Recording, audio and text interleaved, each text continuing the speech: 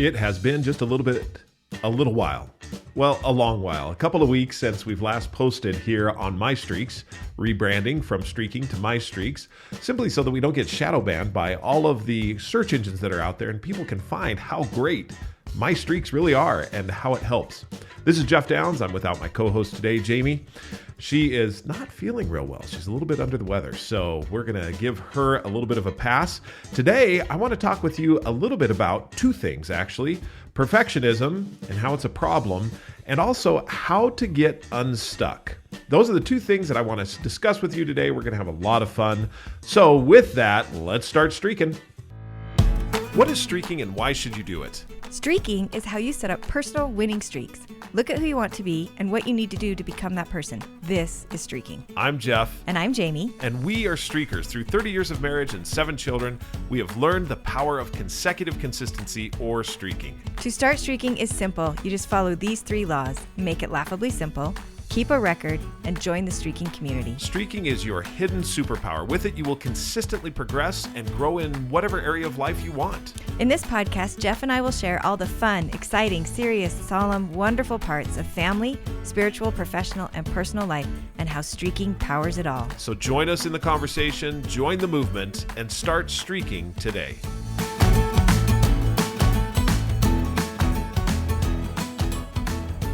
As I was mentioning, one of the topics for today comes from Greg Vanourek, who we had on the podcast a couple of months ago, and he writes a weekly newsletter, and they're usually really great. This one stuck out to me because it had in its title Perfectionism. This is how to overcome perfectionism. And he gives 14 approaches. And if you know Greg, he usually gives a list of really good items that you can use in order to bring about the change that you really want in your life, to become who you want to be, to become the whole person. When I read this, and as I looked through it, the title that he has, that title, but then he has this great big billboard that says, "Done is better than perfect." And I thought to myself, you know what? That is what streaks and streaking is all about. When you have your streaks set up in such a way that you're getting them done, many times they may not be perfect at all. In fact, reading a paragraph in a book, writing at least one sentence, it is most likely not going to be the most perfect application. However, getting it done is the critical component of it. Now, as I was thinking about this, as far as perfectionism, and I did a little YouTube short, I did an Instagram reel and posted up to Facebook and have it on the Streaking app, just about how perfectionism is the enemy to progress. And what is it about perfectionism that makes it the enemy to progress? Have you noticed this in your life? When you strive diligently to be perfect in a particular activity, that it actually slows your progress. It doesn't get you where you need to go, because what happens in the brain is your brain starts to process this whole idea of perfectionism. You slow down such that you realize all of the different areas where it's not going to be perfect. And therefore you start to try to compensate for those things. And you look at it and realize that it's a lot of work. And when your brain starts to process that it's a lot of work, then it slows you down significantly, because the brain is an energy conservation center.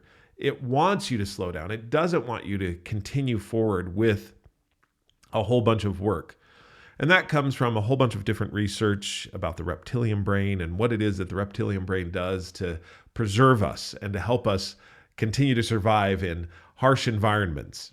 Now, we don't necessarily live in harsh environments anymore. In fact, we have shelter. Some do, some don't. But most of the time you have shelter, you have food, you have clothing, all of those things that you need. And therefore, the reptilian brain, not so significant because you're not trying to survive in those ways. However, it still is there and programmed. And therefore, you have to be deliberate and intentional in order to engage your brain. So when you start to go down the perfectionism route, when you look in the area of being perfect in a particular activity, what then happens is your brain says, this is too hard. what you then do to overcome that is to say, getting this done, even though it's not perfect, and I'm going to read some of the things that Greg talks about in his article, but getting done rather than perfect, finishing the streak rather than doing it perfectly is better than not doing it at all. That is one of the key crucial things. Let's look into a little bit. Okay. So before I get into a little bit more on what Greg says, now, some of you may be looking at it and saying, well, Jeff, isn't a streak going for perfection? Isn't doing something every single day and saying that you can't break it, isn't that going for perfection? And I would say to you, absolutely, you're exactly right. And therefore, the question is, well, if I break a streak, if I'm going for perfectionism in a streak, doesn't that work against me, much like going for perfection in the activity on which I'm putting the streak? And therein lies the difference. The streak is the consistency of getting something done, not the perfection in the activity or what you're doing.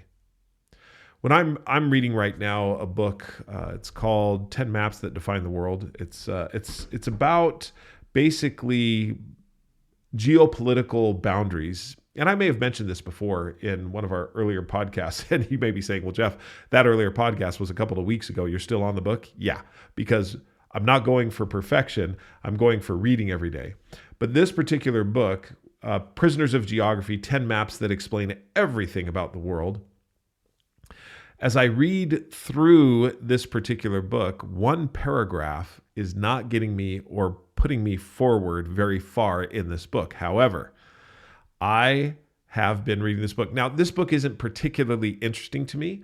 It was recommended by an individual who I respect, and so I started to read it, but it doesn't capture my interest much like it would his. It's a well-written book, don't get me wrong. I've enjoyed some of the lessons that I've learned from it.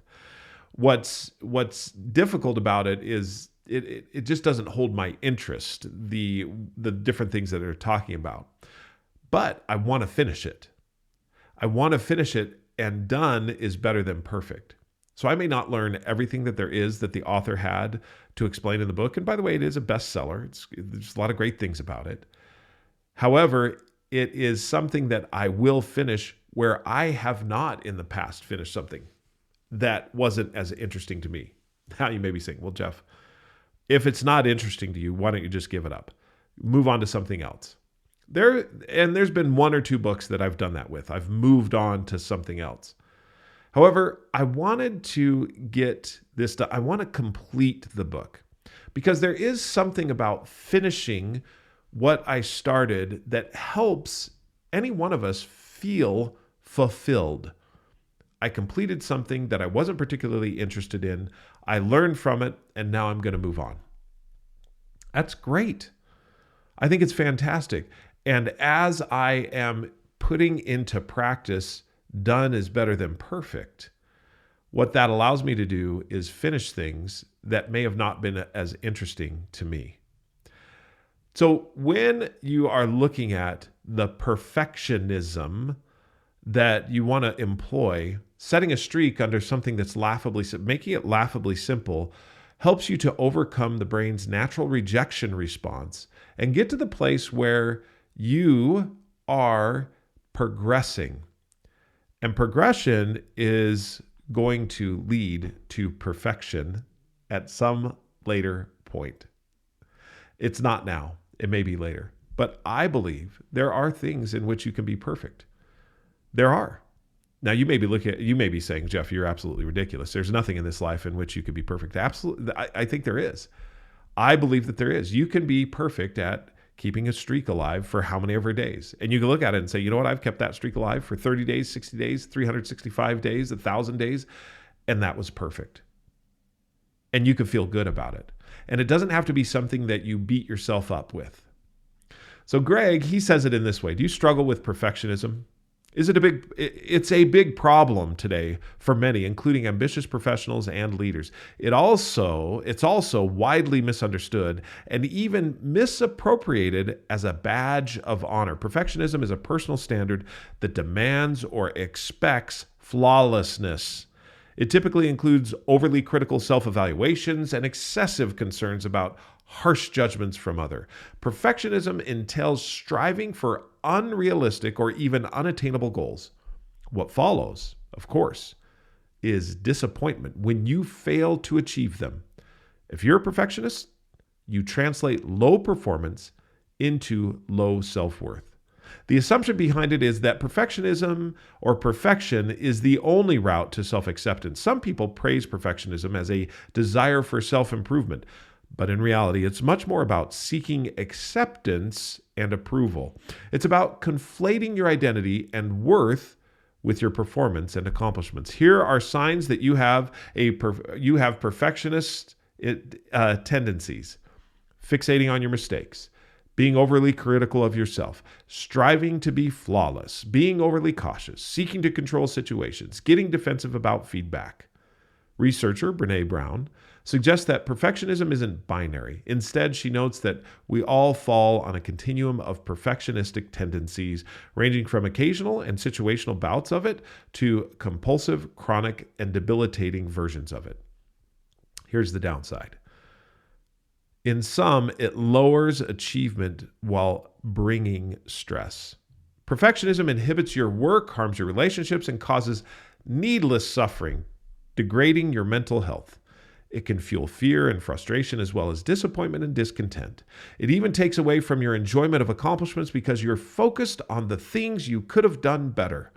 According to research, it's linked with psychological distress and low self-esteem, as well as with fear of failure and workaholism. By tapping into your fear, perfectionism can divert you away from your creativity and deeper wisdom. You may feel like your perfectionism can help motivate you to do a great job on things. At the same time, you suspect that it can invite anxiety into your life and turn people off around you. It can get confusing, so you're wise to distinguish between perfection, which is impossible in human pursuits. I don't necessarily agree with that. I don't think it's impossible. I think it is possible. And perfectionism, let's hear, between perfection and perfectionism, and between the pursuit of excellence, which is positive, and perfectionism, which can be quite harmful. Okay.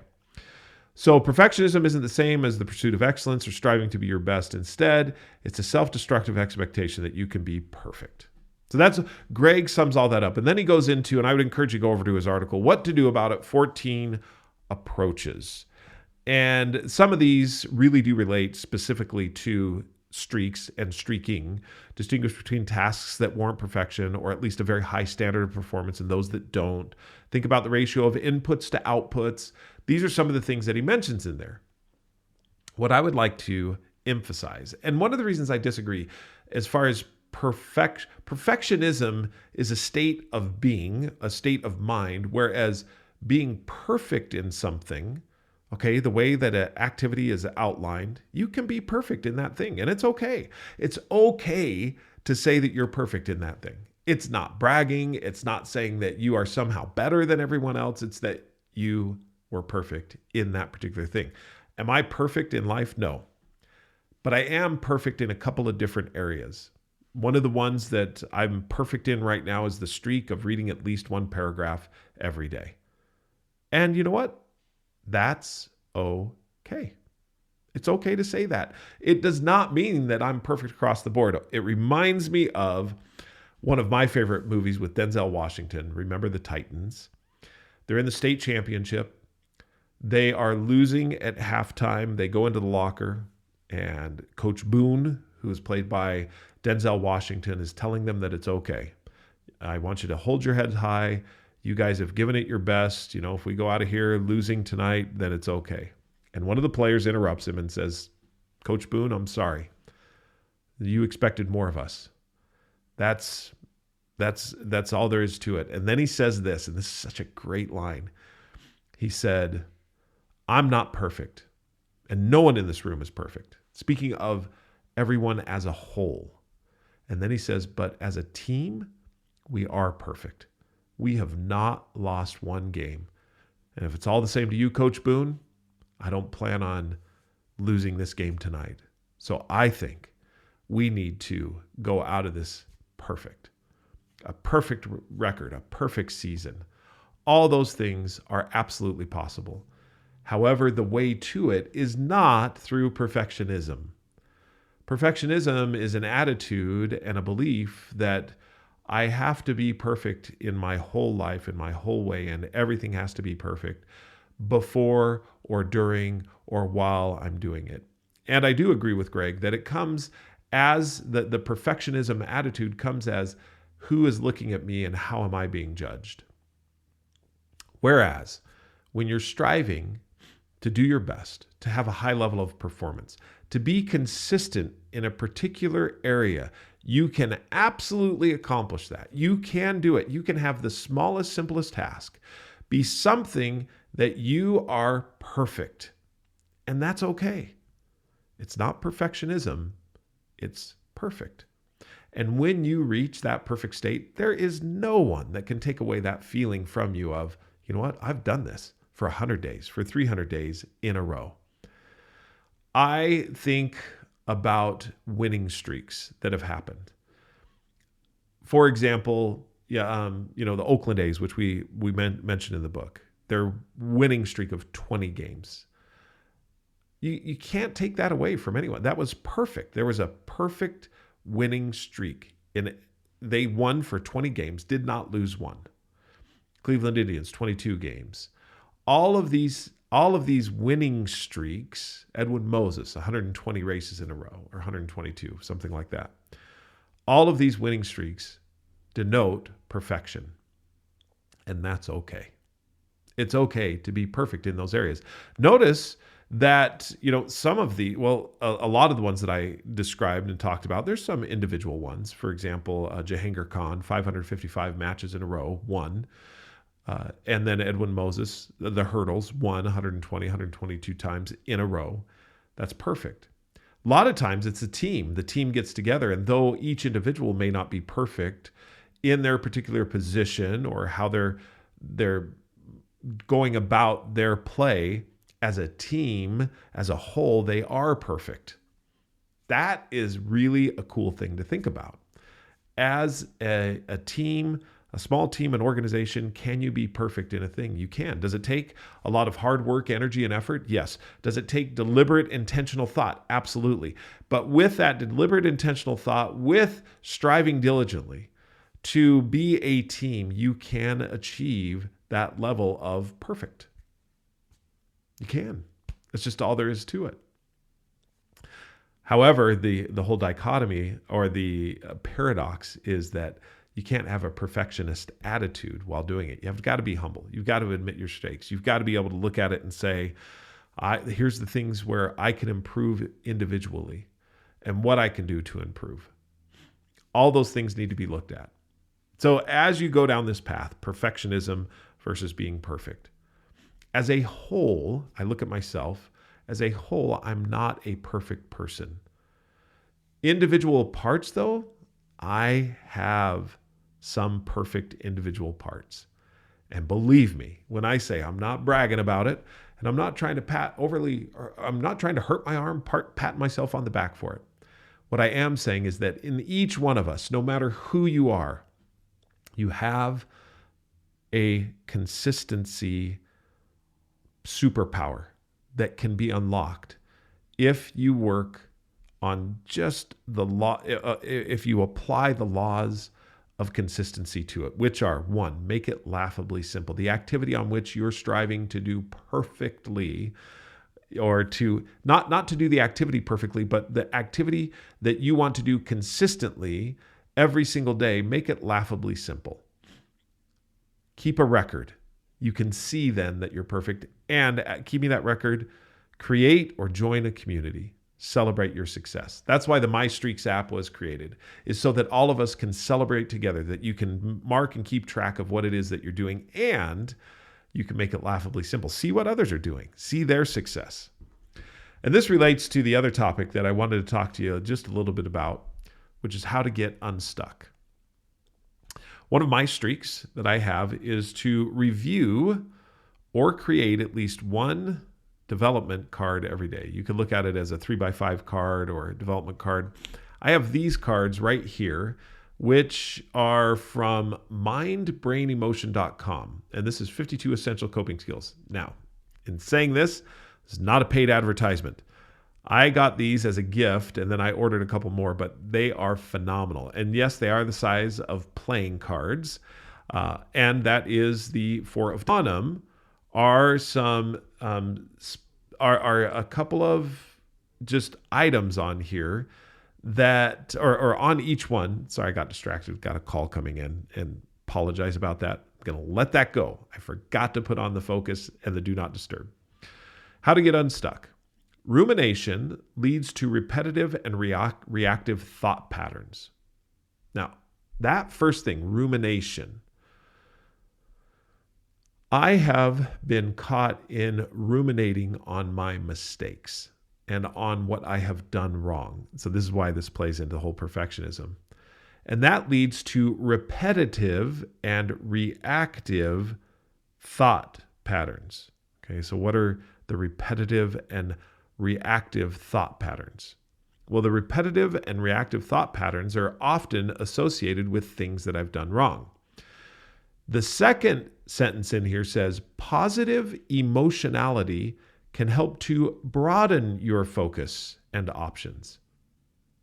Rather than getting drowned in the distraction of my mistakes, start to float and swim by thinking about positive emotionality. And notice this, it's not positive thoughts, it's positive emotion.